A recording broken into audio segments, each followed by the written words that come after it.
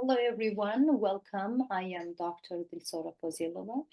Today's lecture, we will focus on Hannah Arendt's concept of banality of evil, a groundbreaking idea that emerged from Hannah Arendt's observations of Adolf Eichmann's trial in 1961.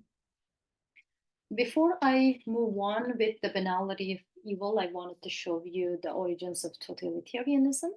In our last two classes, we talked about this book, and Hannah Arendt has three parts in this book. First was anti Semitism, second is imperialism, and third is totalitarianism.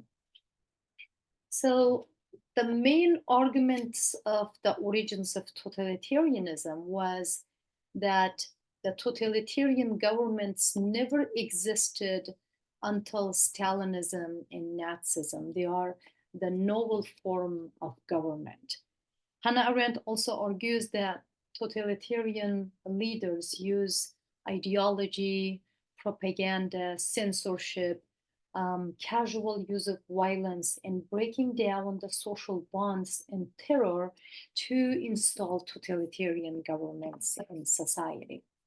In today's lecture, we will look at the other side of these totalitarian regimes. Who served totalitarian regimes, totalitarian leaders? Why didn't say anything about innocent people being killed? Why they followed the orders to use casual violence to harm or kill people? So that's our main question today.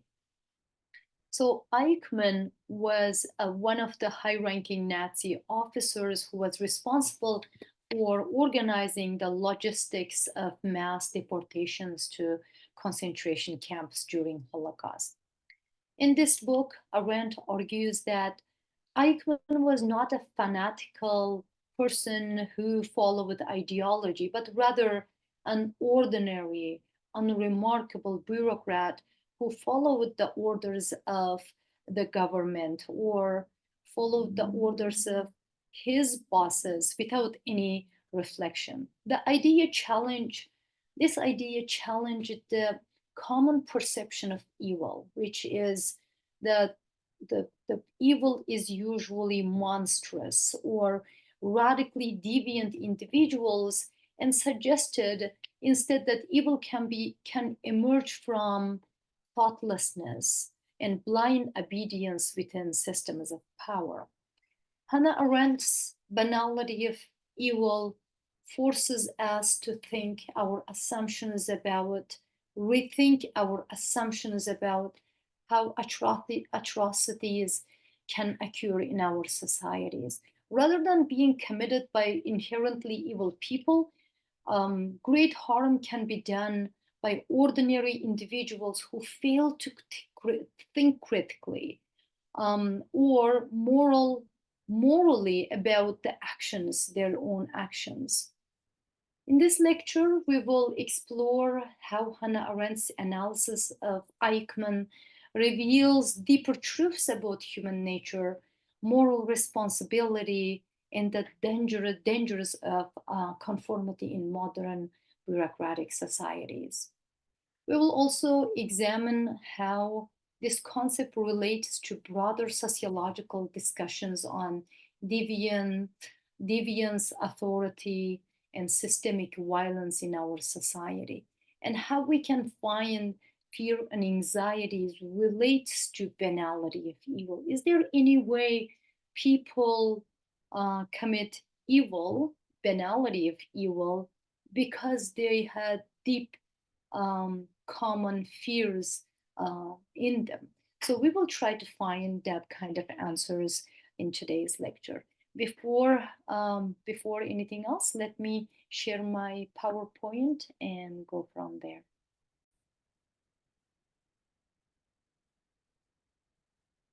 So banality of evil. So who's Hannah Arendt? Just to remind ourselves, Hannah Arendt is an American political theorist, and she published numerous books, and one of them was The Origins of Totalitarianism. That other one we are talking about today is The Banality of Evil, or Eichmann in Jerusalem. Arendt wrote this book based on her observations of Eichmann's trial in 1961. She was working at the New York Times at that time, and she was sent by the publisher, and then she wrote a series of reports, and later on she turned that to a book. So what is banality? We are talking about banality of evil without even knowing what do we mean by banality. So banality is basically, the meaning of banality is something, a commonplace, something trivial, and it is not something extraordinary or radical or anything like that. So something common. So banality of evil is different than radical evil, according to Hannah Arendt. She says radical evil refers to evil acts that are extreme, deliberate, and deeply rooted in malicious event. It involves individuals or systems committing atrocities out of a profound desire to destroy or harm others. When we think about, like, for example, the movies that has some kind of monster doing certain things, there is a very evil idea behind that, or very evil goal this monster wants to do, and then they have the desire to destroy normal people, or desire to destroy certain groups or something like that, right? The radical evil, or some, that the evil we know, that when we talk about evil, we talk about radical evil. The term often evokes images of deeply ideological or fanatic individuals driven by hatred, cruelty, or a total rejection of morality, such as in the case of genocides or mass atrocities. So when we talk about Hitler, for example, or Stalin, for example, we are talking about radical evil, right? They have the ideology, they have this cruelty or rejection of certain people, and therefore they are doing this all mass atrocities in society. The concept suggests that evil can arise from deep moral corruption or wickedness that seeks to eradicate other humanity. In both cases, both Hitler and Stalin can be viewed as radical evil. But banal evil is different than radical evil. Banal evil, as defined by Hannah Arendt, is the kind of evil that arises not from that ideology, not from this wicked goals or desires. It's not from this radical intent, but from thoughtlessness, conformity, and the uncritical obedience to authority, doing things without thinking. Right? That is banality of evil. It occurs when ordinary individuals commit harmful acts by just following the rules, just doing their jobs as part of their routine, or orders from other people. Probably you know about a couple of experiments done after the World War II, Stanford prison experiment, and also Milgram experiment. They, the main goal of this social experiments was to understand why people follow rules knowing they are harming other people. Now our understanding of banality of evil, or banal evil, is much better than what we understood before. Banal evil is characterized by a lack of reflection, personal accountability, and an abdication of moral judgment. The Arendt exemplified this banal evil by Adolf Eichmann. But Adolf Eichmann is not different than all other people, all other officers, and other people who served um, the Nazi Germany, who served Stalinist Russia. They were similar, just Adolf Eichmann is one example of banal evil. He organized the Holocaust's logistics, that he went and brought people to concentration camps. Basically, he was going and getting people to be killed. So that he took it as part of his job, and he did not have any emotional reactions to what he was doing. He took it as bureaucratic part of his work, and yet he claimed he was just following orders, and he did not take any responsibility for the things he has done. So therefore, the totalitarian evil does not look like evil in the traditional sense. So in the totalitarian governments, although totalitarian leaders who are installing the totalitarian governments can be viewed as a radical evil or traditional evil, people who serve the totalitarian governments cannot be taken that way. They are that banal evil is organized, it is normalized, crime is harmonious to the ordinary work, that it's so troublesome that people do um, documents, people get things done, and so much organization and so much work have been done in the Holocaust and Stalinism. All of them were organized and normalized with these people who were working for these governments. So in other words, that very large scale crime facilitated by bureaucracy or people who worked for these governments. So, and Arendt talks about Eichmann as like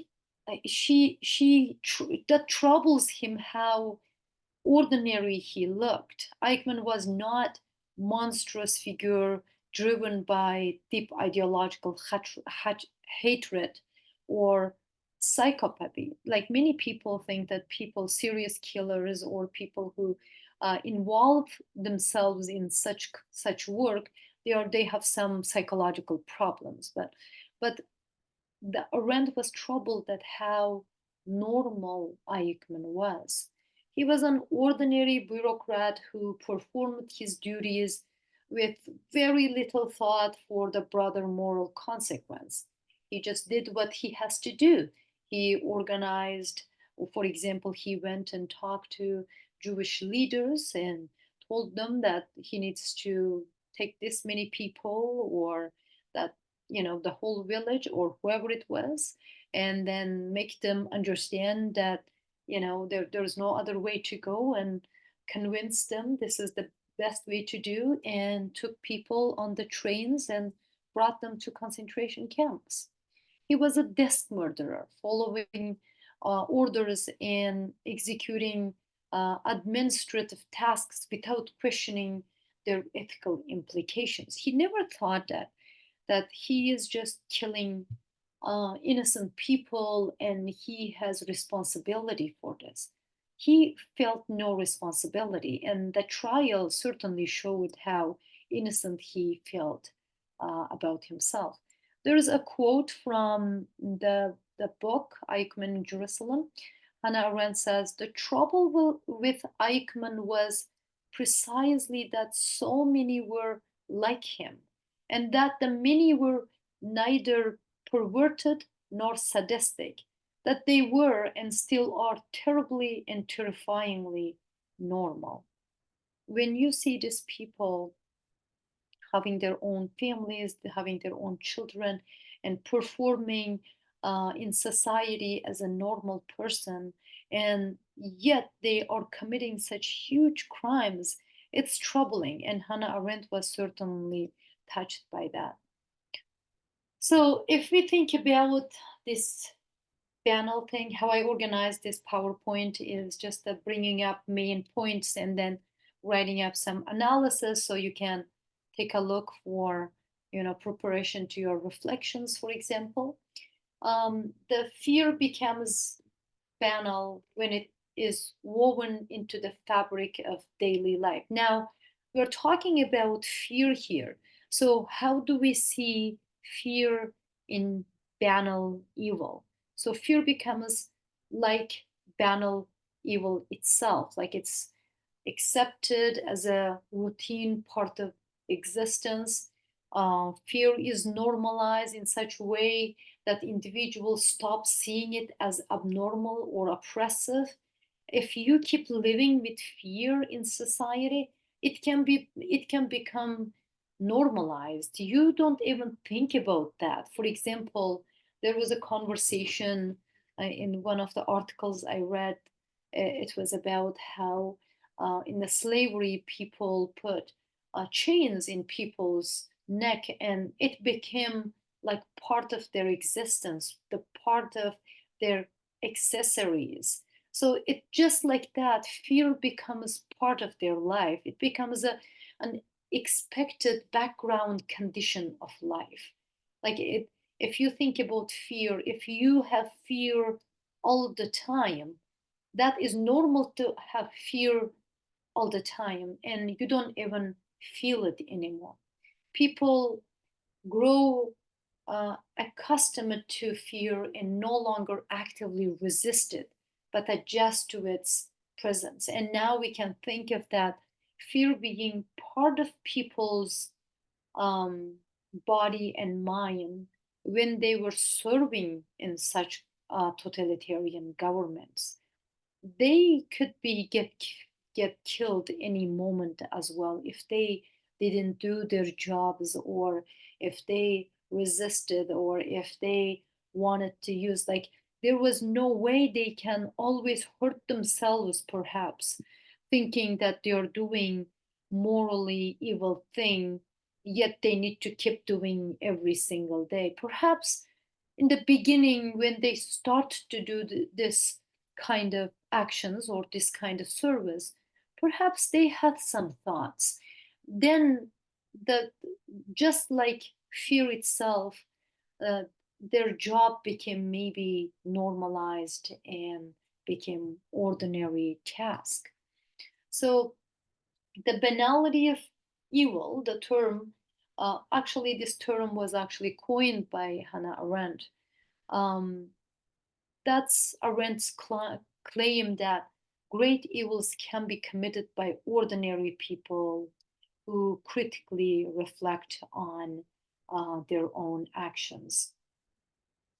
So now let's talk about this compliance without reflection.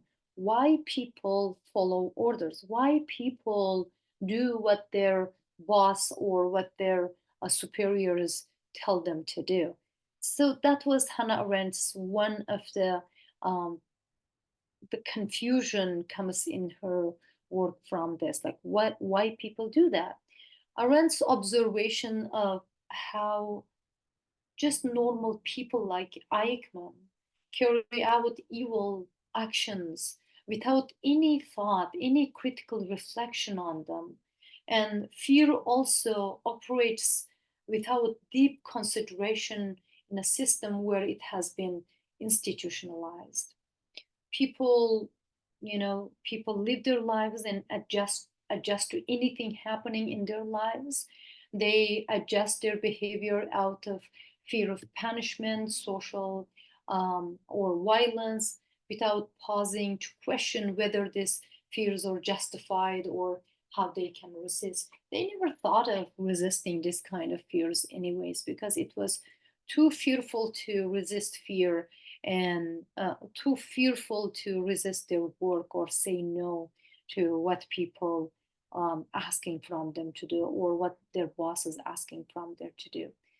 Fear in this context works to enforce conformity, individuals are less likely to challenge the status quo because fear or repercussions becomes so internalized that they act in compliance without reflecting on their moral responsibilities or the ethical dimensions of their choices.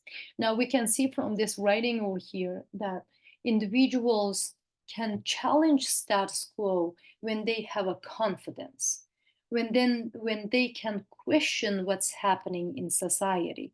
That's why we talk about personal freedom and democratic ideas being in society, how that can encourage people to question the status quo, right? At that time, in totalitarian regimes, as many people, even those who are being punished without reason or taking away to Holocaust or concentration camps for killing, even they could not resist or they could not fight against it. As well as these people who were working for the government, who were doing such horrible services, they could not even challenge the status quo, very unfortunately. And then another quote by Hannah Arendt in The Banality of Evil, the Eichmann in Jerusalem, is, "It was sheer thoughtlessness, something by no means identical with stupidity, that predisposed him to become one of the greatest criminals of that period." Now, when when we talk about fear and how fear controlled society, we understand why people didn't resist or didn't fight. However, you don't see too much of that in Hannah Arendt's writing. She talks about, these people committing greatest crimes without any, just fighting against it or without any thought. Now we can see that maybe there is something she's missing in her writing, that maybe she should have analyzed how fear, one of the strongest emotions in humans, that manipulated people to commit this kind of crimes. However, I mentioned about Stanford prison experiment and Milgram experiment. In that cases, there was no harm to them. People were not scared of the people who are telling them to administer that electroshocks or do certain things in prison. They just did it because just people told them to do. Now, here we can kind of go with Hannah Arendt instead of analyzing too much fear here, because she does not talk too much about fear when it comes to people who served with the Nazi government. And perhaps, in some sense, maybe or maybe not, fear was the one that is deciding for these people. That's open to your ideas, open to your critical thinking at this point. And there's continuing this obedience and conformity. Let's see what Arendt says here. Arendt highlights the role of obedience to authority and a desire to conform to the expectations of the regime. Eichmann did not question the moral legitimacy of his orders, but was motivated by a desire to advance his career and please his superiors, illustrating how ordinary people can become complicit in horrific crimes when they follow orders without questioning them. So you can see here that she's not talking about fear, obviously.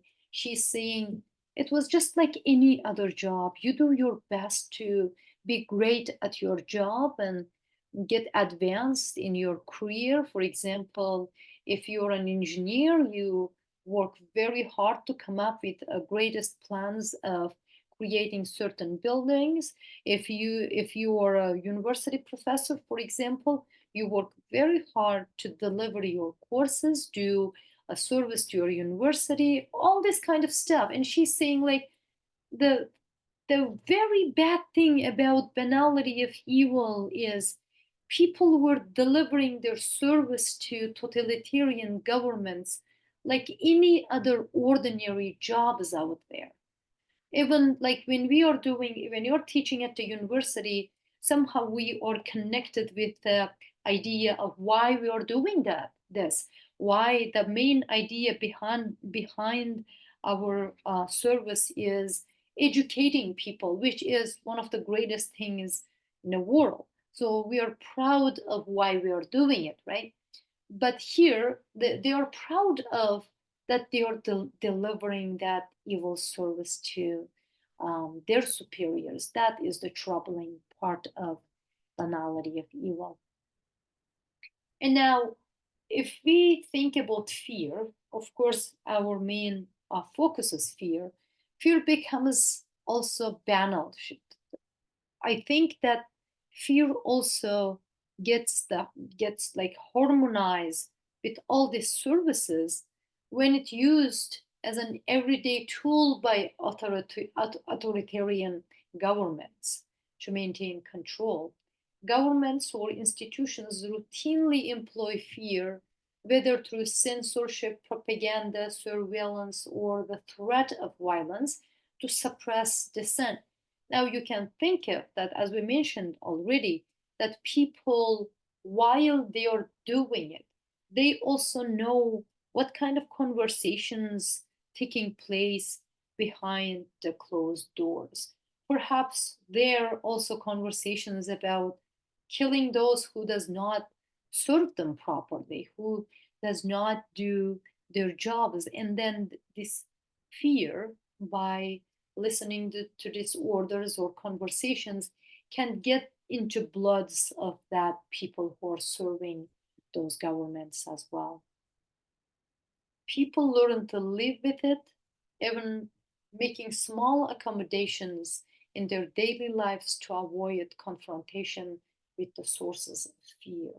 So that even the very people who are serving the government can get with, with this the services, this kind of services, to avoid that being getting harm or being killed by the sources of fear. And fear often functions in bureaucracy under totalitarianism in a sense that it's impersonal, systemic, and relentless. And there's a thing, like when you are working for any company, and then if you are told to do certain things and that's your job, if you're not delivering that service, you have anxieties, you have fear that you lose your job, right? And you don't want to be get fired by these people, although they won't do any harm to you. And this kind of situations, which is the fear and violence is systemic and relentless, people can only not only be feared from losing their job, which is part of their livelihood, that's how they look after their families, and also so easy to being to get punished by the government. People may fear speaking out, trust their neighbors less, or people who are working with less, or even censor themselves in conversations because the social environment has been designed to instill fear at every level, not only in the people, the victims' lives, and perhaps it is in the higher levels as well. And even in the government system, there is a hierarchy in the system, and the top of that hierarchy is, for example, was there Adolf Hitler, and all these people in the hierarchy, we don't know which one of them was actually radical evil or which one of them just wanted to, just follow the rules and keep their job. Over time, even these people questions in the beginning, over time they may stop questioning that this sort of like self-imposing restraints while doing their jobs. Lack of moral reflection, and this is part of it too. Arendt argues that Eichmann's moral failure was his inability to think critically. Actually, when you're reading, I'm remembering now, when I was reading her book, she says, there are two things wrong with this time. She says, those who understand what was going on and did not speak out, that something was not right with that. And then she says, those who served these governments did whatever they were doing without critical thinking, that is also equally bad. So knowing what's happening and not speaking out is bad. Not doing anything about it is bad, according to Arendt. And not understanding, but keep servicing, keep giving the service to the government is also bad. So both sides is, according to her, banal evil. She suggested that this lack of personal moral reflection rather than any innate evil allowed him to participate in genocide. And when we put back our fear lens, we can think of people who were serving the government um, self censoring themselves, or we can see the conformity in these people. The banality of evil is evident in how people instinctively adjust their behavior to fit within the confines of fearful society. In Stalinism, people were afraid of being denounced or punished. Like they were easily called the enemies of the state or enemies of the people. For example, I talked about the the young Muslims, Jadid Muslims in Central Asia. They were denounced and punished as the enemies of the nation. So people were afraid of being in that shoes. So they self-censored themselves, self-censored their thoughts, self-censored their speeches, or self-censored their actions, that they could not resist or do anything against the government. So this government, the totalitarian government, is actually built or constructed to achieve this self-censorship, that people don't trust nobody else, and then also they're censoring themselves. The nature of fear, this sort of nature of fear, leads to passive conformity, much like how people might passively engage in bureaucratic violence without moral reflection. And we can talk about that, how this is done in our lives, which we can give many examples that still continuing in our society today. Self-censorship illustrates how fear operates at both individual and societal levels. And also fear became internalized by these people's actions and then internalized themselves as well. People may avoid even private expressions of dissent because fear is so deeply ingrained. And one of the people I know from through my research, that people said, one person said that this time will pass and our time will come back, and that person was taken away by the government on that evening. So the casual way of demonstrating or illustrating that people weren't happy from what's happening right now could also end with such, terrible violences. This creates a society where fear is omnipresent but largely unspoken, as everyone adjusts their actions in silence compliance. They don't want to talk about it. They don't want to, say anything, do anything, or show any kind of the resistance to government. The danger of bureaucracy, this is also banality, part of evil, that people, the Holocaust was not disorganized institution. Holocaust was highly organized institution.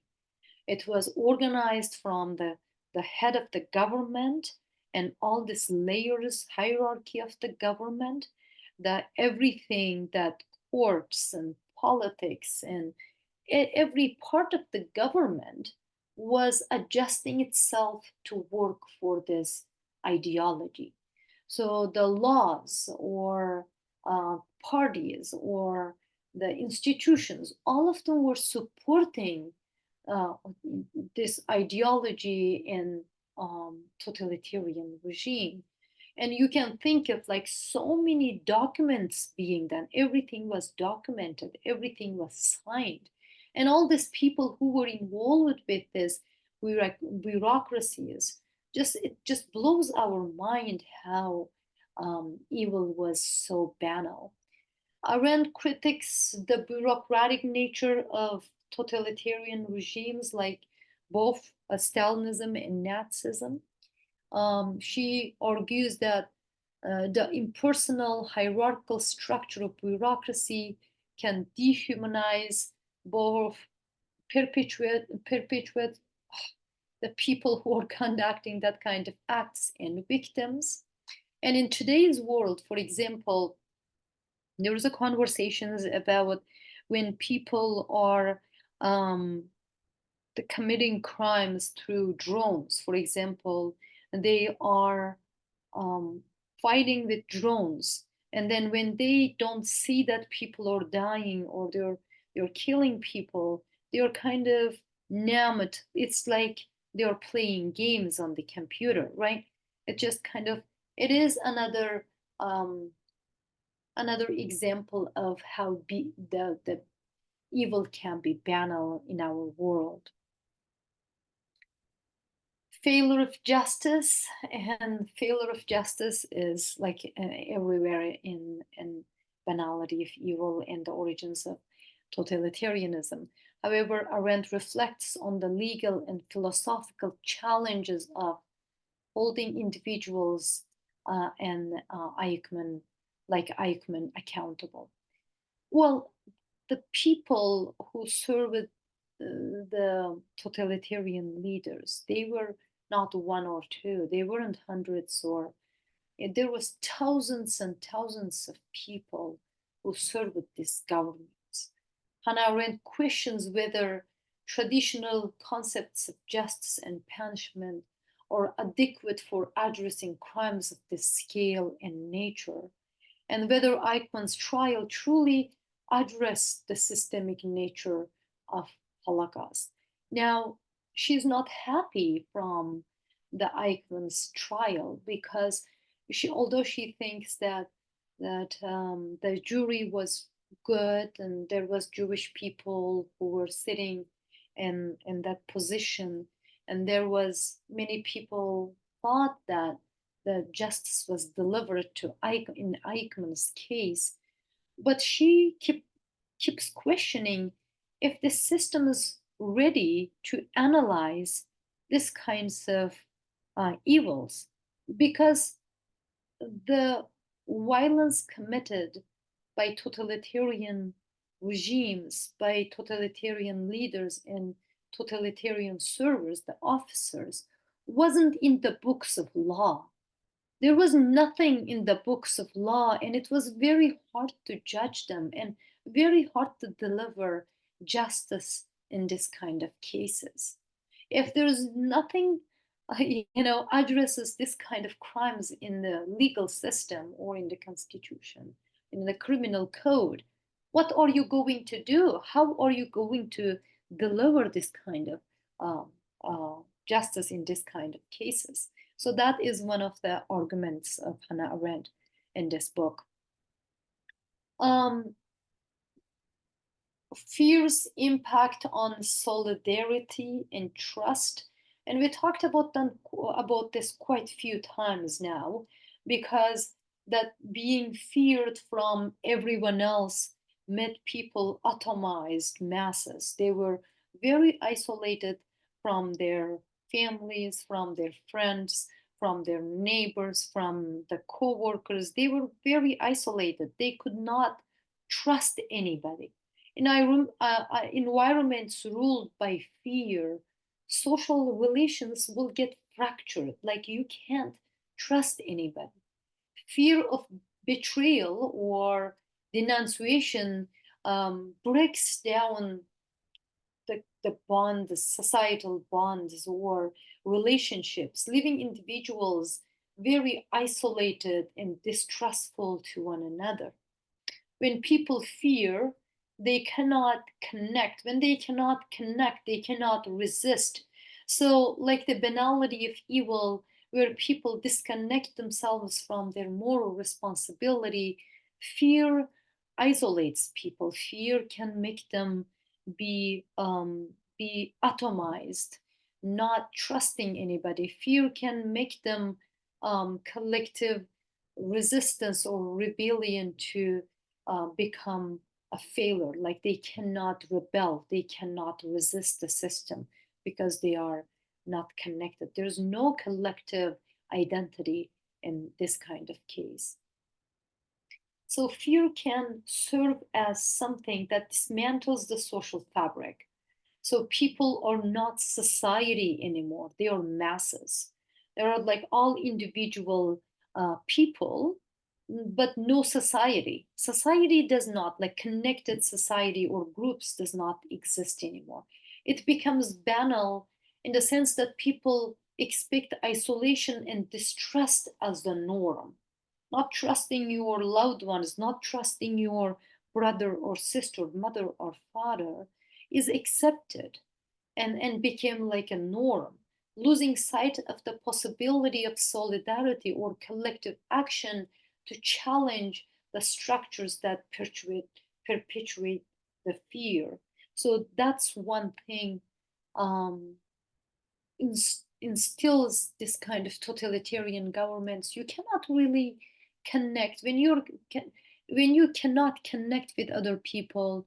You're lonely and you are just on your own. You can't do much. If you say something to the person next to you, you can get killed because they are spying on you.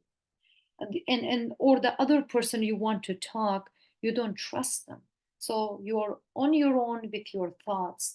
And then over time, even your thoughts will become normalized with this kind of thing. You will accept being lonely and not trusting anyone anymore.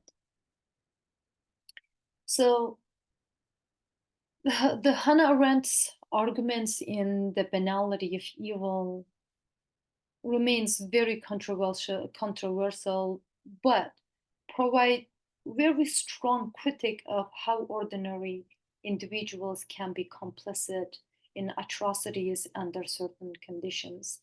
And now I talked about is fear is making them do this. If fear was making them serve this kind of governments, otherwise, anyways, they get killed, why then some of the social experiments showed that people just follow orders, right? And also, it was so normalized that people were just wanting to achieve succeeding in their career. They wanted to advance in their career. What they are doing did not really matter.